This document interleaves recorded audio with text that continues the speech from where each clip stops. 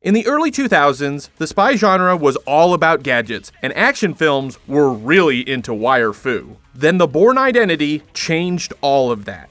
A grounded thriller that made action films bare bones again. Close quarters, real, and ugly. Which is exactly how you would describe its production. Director Doug Liman drove his crew to the brink of madness with his erratic and indecisive behavior. Over budget and delayed by nearly 2 years, the film was dragged kicking and screaming to the finish line. While it never came to blows, it still was a shit show. It's this shambolic failure to success, the whole Bourne. It would have been one of the great Hollywood books if someone ever could have had access, or if it ever could have been told, like the 20-year history of the shambolic success of how this worked, and all the people who hated each other, and all the things that got fucked up, and everything that was just a mess, and it just kept succeeding. Director Doug Liman burst onto the scene with the instantly quotable comedy Swingers in 1996. Only costing $200,000, it grossed over 20 times that, and has since reached cult status. Baby, you are so money and you don't even know it. Liman was a director on the rise, and so was his ambition. Next, he was keen to direct an adaptation of Robert Ludlum's spy thriller novel, The Bourne Identity, about a super assassin, Jason Bourne, dealing with a slight case of the amnesias. What's that supposed to mean? Who am I? Warner Brothers held the rights to the book, having made the not well-remembered TV miniseries in 1988, starring Richard Chamberlain as the titular character. Riding the high of Swingers, Liman crashed the wedding of a Warner Brothers executive, hoping he'd give Liman the green light. This obviously didn't work. Instead, he went on to make his next film, Go, in 1999, which wasn't as successful, but the manic drug-fueled comedy received fantastic reviews. During that time, Warner Brothers let the rights to Bourne Identity lapse, and they returned to Robert Ludlum. Liman then personally flew a single prop plane to Ludlum's estate in Montana to ask the man himself. Being a fan of his entire Bourne series since high school, Ludlum gladly gave Liman the rights. He took the idea to Universal Studios. They had heard the disturbing stories of Liman's very eccentric personality, a man with a scattershot mind who needed frequent hand-holding, a role Jon Favreau filled on Swingers and writer John August filled on Go. Nevertheless, they hoped it was merely anecdotes of a new director finding his feet, and the deal was deemed a win-win. A flashy up-and-coming director who already had the film rights to what could be a huge franchise? Why not? The project was fast-tracked. William Blake Herron was given script duties, while Liman pursued a star. He first thought of Timothy Olyphant, but Universal wanted a bigger name. He met with the likes of Tom Cruise, Russell Crowe, and Sylvester Stallone, but Universal really wanted Brad Pitt. He, on the other hand, was non-committal, as the screenplay was not in good shape. Herron had adapted a rather straightforward version of the book, with an emphasis on the action scenes. It was a loud, multinational action film full of double crosses, government conspiracies, and a never-ending barrage of bullets and explosions. To be fair to Herron,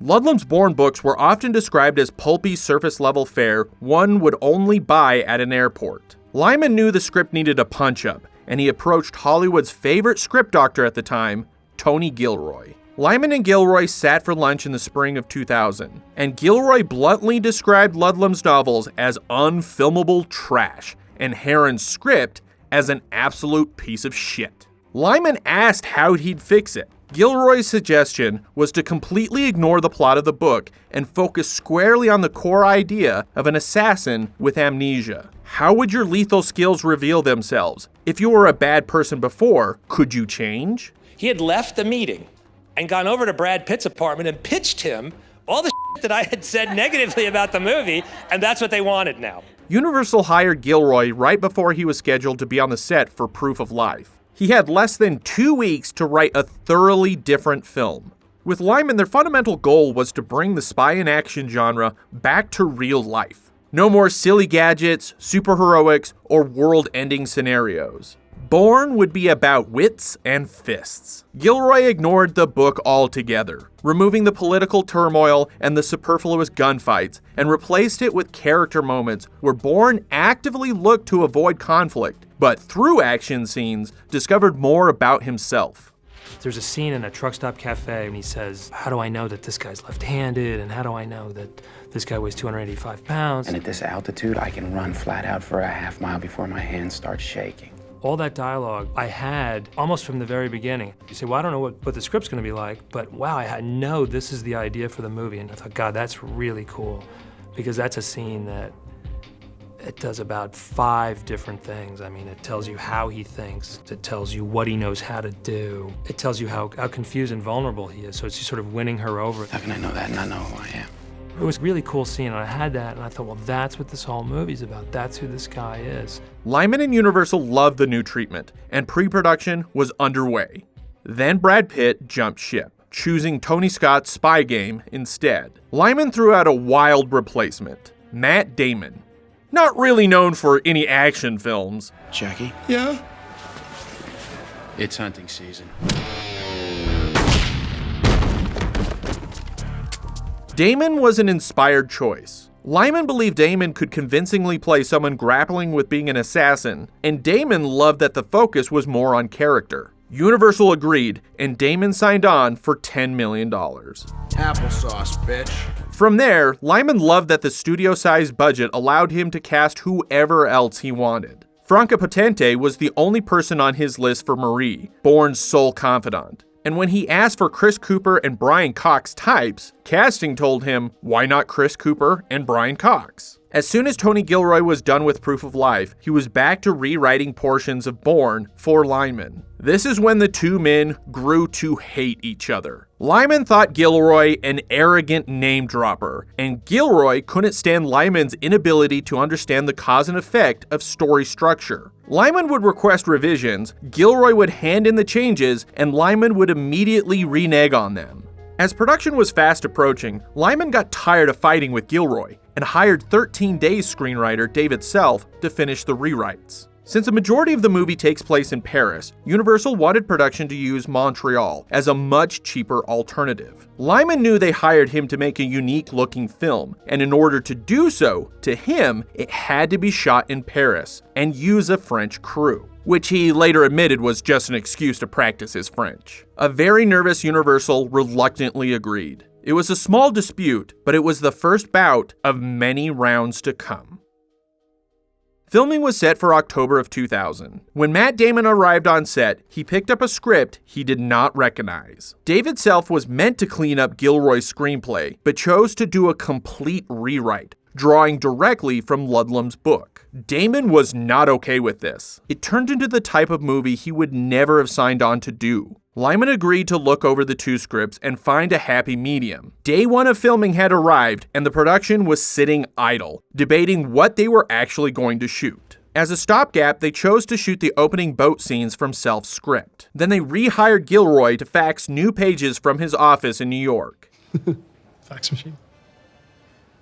Oh, okay. And only days after that, producer Richard Gladstein left the production because of a family emergency, leaving Lyman to his own destructive devices. Universal panicked, asking Uber producer Frank Marshall if he could be in Paris in 5 days. Marshall was friends with Lyman's father and knew Doug as a child. He assumed he could easily slide into a parental role for production. Stating the obvious, a producer's role is to make sure that filming goes well, finishes on time, and on budget. With Doug Lyman, that was easier said than done. Marshall quickly learned that Lyman was true to his growing reputation. Indecisive, unorganized, and unable to delegate tasks, he became notorious for his 1,000-yard stare, which made the cast and crew question whether he was actually listening to them. He avoided final decisions until the last minute, then would suddenly change his mind, like pushing Damon to play a scene more stoic, only to reshoot it days later to make Bourne seem more human. This inconsistency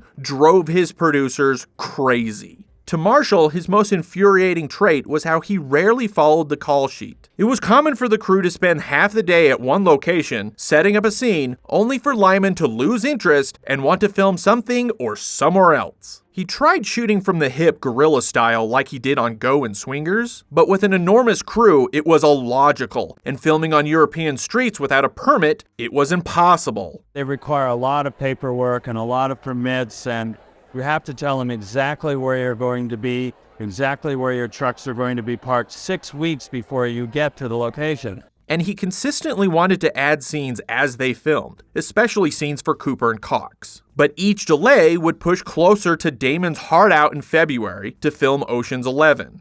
You scared? You suicidal?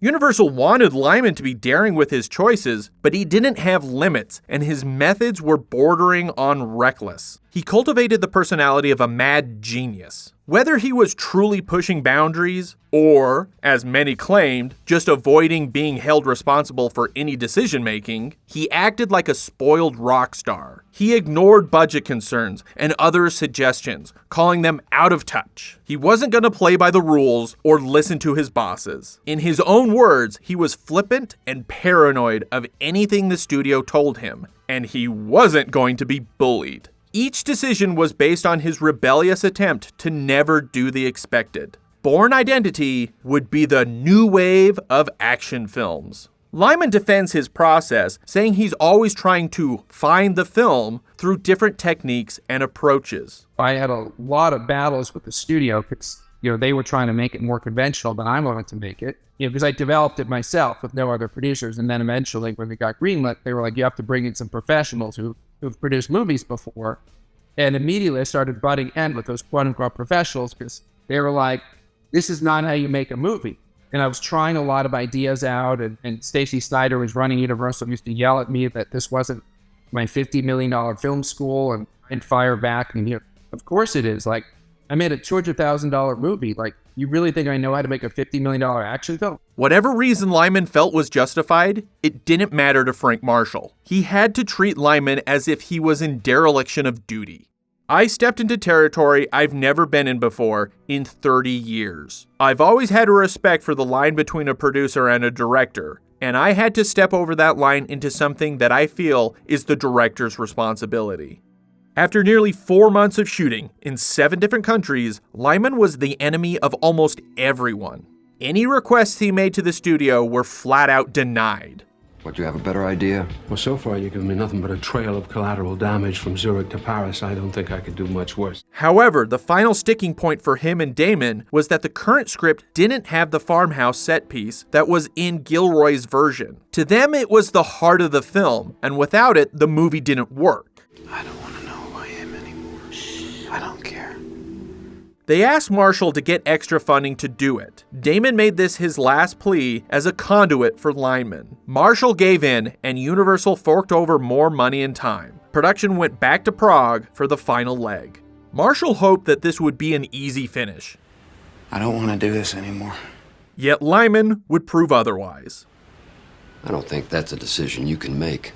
One night, Marshall discovered that Lyman had a crew working overtime, lighting the nearby forest so he and a few others could play paintball. He maintains the story makes him a likable director, one that others would love to work with. Regardless, he was wasting the studio's money, and Marshall was ready to burst. Shortly after, Lyman was shooting the confrontation between Bourne and his would-be assassin, played by Clive Owen. Lyman felt unhappy with the footage and called it a day. The next morning, he leaped out of bed, realizing he'd forgotten an important shot for that scene. He told the crew they needed to return to the field to shoot more. This finally broke Marshall. He screamed at Lyman in front of the cast and crew, calling him clueless and immature. Then put him on the phone with Universal, who gave him the same speech. Lyman retreated, fighting back tears. Later, after conversing with Damon, Owen, and a sound engineer, Lyman grabbed a camera and they went back to the field in secret. With only 4 minutes of film stock, they quickly reshot the scene. To Lyman, he saved the film. To the studio, it was the final act of defiance. The ensuing fight was the worst of them all. Lyman walked away, debating selling his directing credit on eBay, but filming had finally come to an end. Look at this. Look at what they make you give. When all was said and done, that rebellious footage ended up in the final film.